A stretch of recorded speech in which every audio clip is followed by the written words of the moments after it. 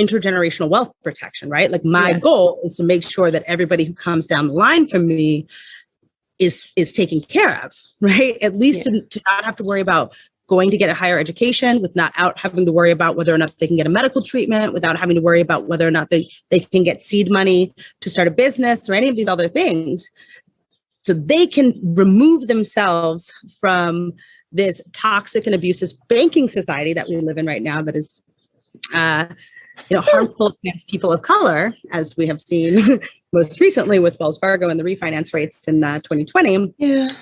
But, so that they can create their own banking economy within our own family. And if I want to make sure that continues, because it's got to make it past his generation to be able to continue, he can't screw it up. Yeah. So if you don't do the steps that I've outlined to make sure that you at least have a baseline knowledge for how to handle this, then you just don't get to.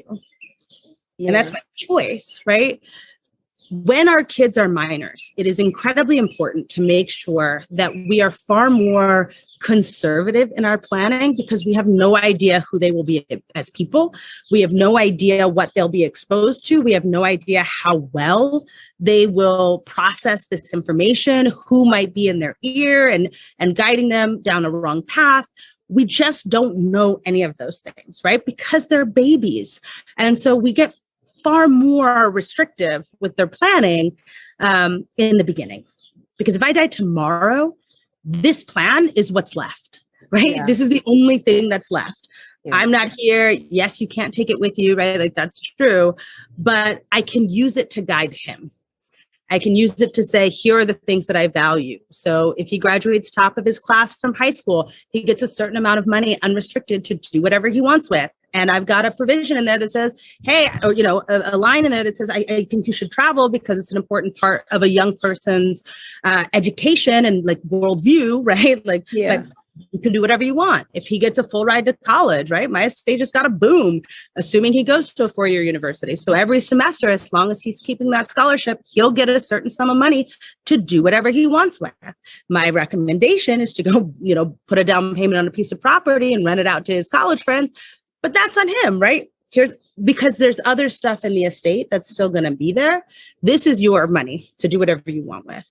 That's me showing my values. That's me saying to you, I'm proud of you. That's me saying I've not only thought about you, but that I love you and I am encouraging you. And the only way I can do that is with my estate because I'm gone. If I'm there for high school and college, right, which I hope, but assuming I'm there for that, then I get an idea of who he is as a person. How serious are you? Is this something that you have an aptitude for? Is this something you're even interested in? And then I can amend my plan accordingly. Maybe he's incredibly talented in financial understanding, right? Maybe he's great at real estate and like he understands how all of this stuff works. And at a young age, I'm like, ooh, at 20, you could totally handle this. I can amend my estate plan and bring it down and make it less restrictive, right? Because I'm like, I know you get it.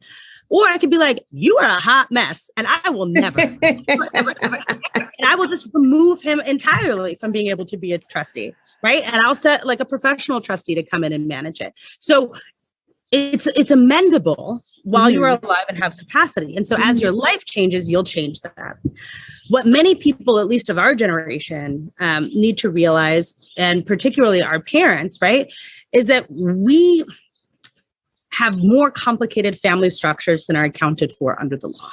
And we've had the issues of, the unequal distribution of the GI Bill. We've seen redlining. We've seen all of these things that have been impediments to our wealth that have resulted in about 43% of African-American families owning their own homes, which is incredibly low compared to our contemporaries.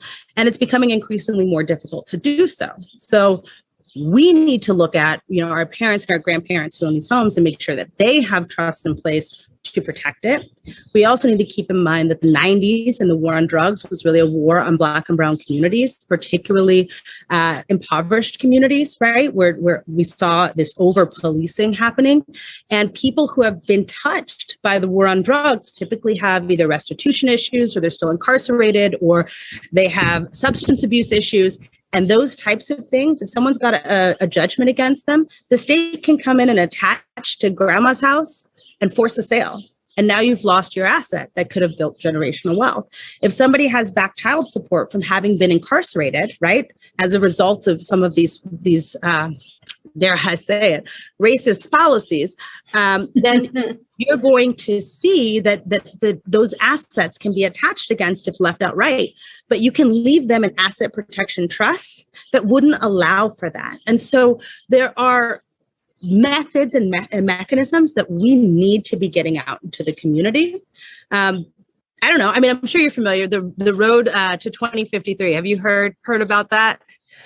Is that the year that we're supposed to have like zero net worth? Yes. So the median net worth for Black families was set to hit zero by 2053. That was a study that came out in 2017.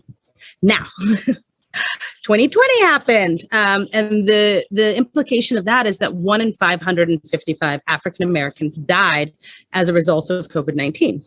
Which has severely accelerated this timeline in just 2020 alone. But it's severely accelerated this timeline to the road to zero wealth. And so what was, 14 years from now, or 20 something years from now is probably about 10 years of we have to get people covered. 70% of African Americans do not have any estate planning at all. Any. not a power of attorney, not a will, not a there, nothing. And so we end up in probate court, which is costing families in the United States $2 billion annually. $2 billion in an avoidable process, right? Wow. And so we have to do something. And I know we talked a little bit about minor kids, but just between April of 2020 and June of 2021, more than 146,000 children were orphaned as a result of COVID-19. In fact, 1 in 4 of the deaths from COVID-19 resulted in an orphaned person. And 65% of those orphaned children are in minority communities. So if we don't have estate plans and we don't have guardianship elections for our kids, we are literally putting the state and the court in charge of our family, our finances, our minor kids, and then they get to decide who raises our kids. They get to decide who manages their money. And if you're thinking about the members of your family and who may or may not be good for that, I would be worried, right? Mm-hmm. They get to decide what happens with our stuff because we haven't said. And so the numbers don't lie. In 2017, there was another study that was done that found that only 13% of college-educated African Americans are getting $10,000 or more to the next generation. So if we say that differently, 87% of college-educated African Americans are not even getting $10,000 to the next generation. And that is not because we don't have stuff. And it is not because we are not building assets and estates. It is not because of that. It's because we are losing at the generational wealth transfer game. We are losing every time somebody gets sick and every time somebody passes away by not having plans in place. And we just cannot afford to do so anymore. So, Nicole, I would say I'm so glad that you invited me to come on. I know I'm long-winded, but thank you. Oh my gosh. No, you're not long-winded. You're captivating. Like I'm just hanging on to every word. Everything that you're speaking has so much depth and truth to it. And there's so many other layers underneath like every sentence.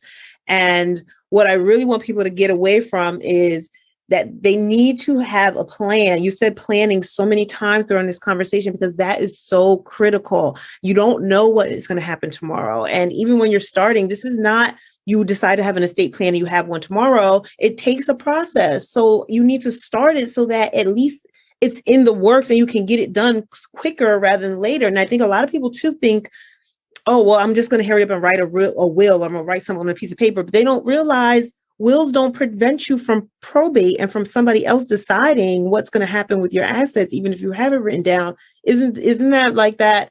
Judges can still, even if you have a will, they can decide what to do and to overthrow your will, right? Did you love this episode of Share the Wealth Show? If you know of someone who would benefit from this information, don't keep it to yourself. Share the wealth and make sure to leave us a rating and review. We'll see you for next week's episode. Subscribe so you'll be notified.